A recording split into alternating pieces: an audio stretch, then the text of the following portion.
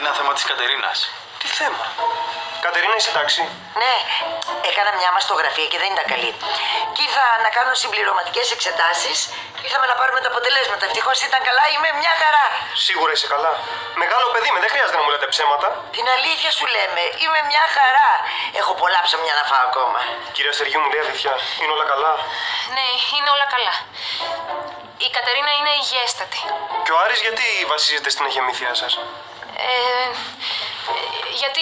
Γιατί γνωρίζουν ότι είμαι ο γιατρός της ζωής και φοβήθηκαν μήπως μου ξεφύγει κάτι. Εγώ τους εξήγησα βέβαια ότι το ιατρικό απόρριτο το σέβομαι απόλυτα. Εσείς, πώς από εδώ, όλα καλά? Ναι, για ένα υπερηχογράφημα ήρθαμε. Υπάρχει κάποιο θέμα με το μωρό? Όχι, όχι. Απλά μετά το ατύχημα το παρακολουθούμε πιο συχνά. Αν θέλετε μπορείτε να μείνετε και εσείς να δείτε το μωρό, εκτός αν έχει πρόβλημα η ζωή. Εγώ είμαι εδώ για σένα. Δεν θα σε πειράξει κανείς. Εντάξει. Θες να σου φέρω κάτι? Αυτός ο τύπος με τα mail σου ξανά έστειλε, γι' αυτό είσαι έτσι. Και γι' αυτό έχω και κάποια προσωπικά. Έχουν πέσει όλα μαζεμένα και έχουν σπάσει τα νεύρα μου. Μην ανησυχείς, όλα θα πάνε καλά. Αν θέλεις να μιλήσεις σε κάποιον για αυτά τα θέματα, εγώ είμαι εδώ. Και για να σε ακούσω και για να σε βοηθήσω. Σε ευχαριστώ. Και όσο για το άλλο, να ξέρεις, το έχω πάρει προσωπικά. Θα τον βρω. Σε ευχαριστώ πολύ.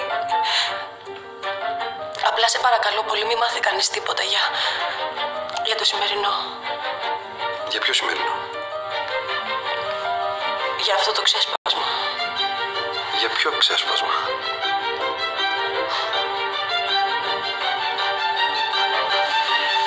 Καλημέρα, καλημέρα. Ήταν καλημέρα, αλλά φρόντισε η μαμά μου να μου τη χαλάσει. Ναι, δεν το ξέρω να σου κάνω όλα τα χατήρια και να χαλάω τη δικιά μου τη μέρα. Τι έπαθαν τα κοριτσάκια μου, γιατί μαλώνουνε? Προσπαθούμε να τετραγωνίσουμε τον κύκλο. Η Σοφία θέλει να φτιάχνουμε σάντουιτς για μεσημεριανό και η γιαγιά Χρυσάνθη διαφωνεί. Ναι, τα ίδια έλεγε και για το σορμπέ και πούλησε τρελά. Ναι, αλλά άλλο το παγωτό, άλλο τα σάντουιτς. Εδώ χρειάζεται αλλαντικά, τυριά, σαρζαβατικά. Αυτά είναι λεφτά. Και αν μας μείνουν αμανά, τι θα κάνουμε καλέ? Πηργάκια, να περνάει η ώρα. Τι μιζέρια, Θεέ μου, τι μιζέρια, γι' αυτό δεν πάμε μπροστά. Έτσι πρέπει να προχωράμε, σεμνά και ταπεινά. Οι εποχές δεν είναι για ρίσκα. Πες και εσύ κάτι ρε Τάσο, πάρε θέση. Κοιτάξτε τώρα, εμένα δεν μ' αρέσει να ρίχνω λάδι στη φωτιά, αλλά αφού επιμένεις, αξίζει να το ρισκάρετε.